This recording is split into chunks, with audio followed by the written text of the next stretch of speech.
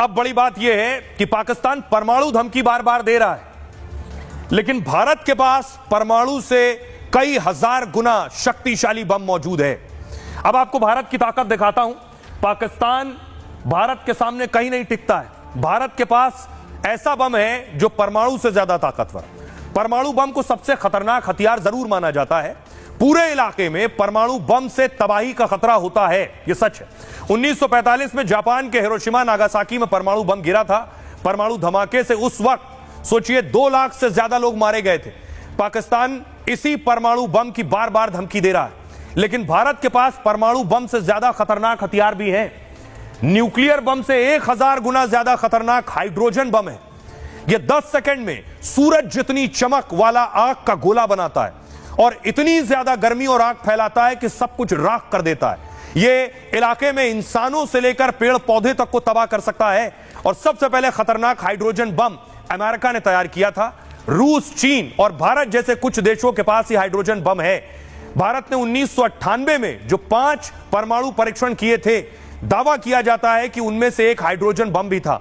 इसका वजन कम होता है, मिसाइल फाइटर प्लेन से इसे दागा जा सकता है। इस्लामाबाद से लाहौर तक पूरा पाकिस्तान तबाह हो सकता है, जबकि पाकिस्तान के पास कोई भी हाइड्रोजन बम नहीं है। अब समझते हैं, हमारे साथ खास मेहमान जुड़ रहे हैं कि पाकिस्तान बार बार यह कह रहा है कि उनके पास परमाणु बम है। डिफेंस एक्सपर्ट शैलेंद्र सिंह साहब, मेरा सवाल यह है कि हाइड्रोजन बम जो है जैसे हथियारों से भारत कैसे पाकिस्तान को जवाब दे सकता है? पाकिस्तान बार बार सिर्फ धमकियां दे रहा है। पाकिस्तान के पास सिवाय भौंकने के कुछ है नहीं। अगर उसे लगता है कि उसके पास 100 ग्राम का, पहिया का, आधे पहिया का बम है, और ये हमने नहीं कहा है, उनके मंत्रियों ने कहा है, और अगर इस तरह के बम लेकर वो गली गली लगाने वाला है, तो आप समझ सकते हैं कि कितनी ज्यादा लोअर वो कर रहा है उस न्यूक्लियर डेटरेंस को, जो कि अपने आप में बेस्ट होनी चाहिए थी।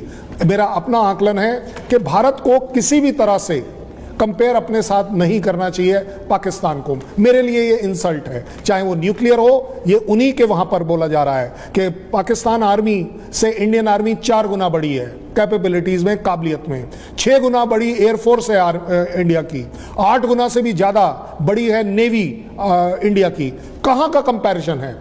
न्यूक्लियर बॉम्ब अगर 100 ग्राम का तुमने कंपेयर करना है मेरे से, तो हम 100 ग्राम का नहीं बनाते। हमारे यहां 100 ग्राम की सुतली बम जरूर बनता है। आप कंपेयर कर लीजिए जैसे भी चाहते हैं। कर्नल शैलेंद्र, बहुत बहुत शुक्रिया इस बातचीत के लिए। अब सवाल एक है कि पाकिस्तान अपने परमाणु की धमकी दे रहा है, लेकिन क्या पाकिस्तान मौके पर परमाणु इस्तेमाल कर पाएगा? पाकिस्तान जिन परमाणु बम की बार बार धमकियां दे रहा है और ताकत होने की धौंस भी दिखा रहा है, उन परमाणु हथियारों पर अमेरिका कब्जा कर सकता है। मतलब पाकिस्तान के परमाणु बम लॉक हो सकते हैं। 2011 में भी अमेरिका ने ऐसा ही प्लान बनाया था। जब पाकिस्तान ने आतंकी लादेन को पनाह दी थी, अमेरिका के कहने पर भी उसे ठिकाना नहीं बताया था कि लादेन कहां छिपा है। तब अमेरिका का पाक के परमाणु बम पर कब्जा कर लेने का प्लान था।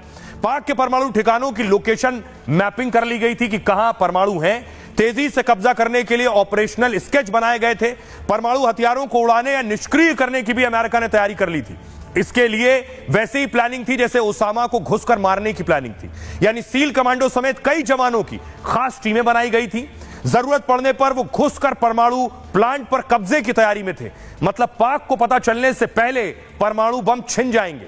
दावा यह है कि अमेरिका में फिर से एक टीम ऐसी तैयारी में लगी हुई है। और क्योंकि अमेरिका का परमाणु बम पर कब्जे की खास नीति है, अगर पाकिस्तान में कट्टरपंथियों का सरकार सेना पर कब्जा होगा या फिर मुल्क के अंदर अराजकता जैसे हालात पैदा हो जाएंगे या पाकिस्तान भारत के खिलाफ परमाणु बम चलाने वाला होगा, तो अमेरिका पाक के परमाणु बम को कब्जे में ले सकता है, लॉक कर सकता है। दावा है कि सैटेलाइट से भी अमेरिका की खास तैयारी है। वो तकनीक से बिना उतरे भी परमाणु बम बेअसर कर सकता है। यानी पाक परमाणु बम होने पर भी इस्तेमाल नहीं कर पाएगा। सुनिए जरा, आज रक्षा मंत्री राजनाथ सिंह ने भी पाकिस्तान को जवाब दिया। साथियों, एक रक्षा मंत्री के रूप में मेरा दायित्व है कि मैं अपने सैनिकों के साथ मिलकर देश की सीमाओं की सुरक्षा सुनिश्चित करूं, और मेरा यह दायित्व है कि अपनी सेना के साथ मिलकर देश के ऊपर आंख उठाने वालों को मुंहतोड़ जवाब दूं। आप सभी हमारे प्रधानमंत्री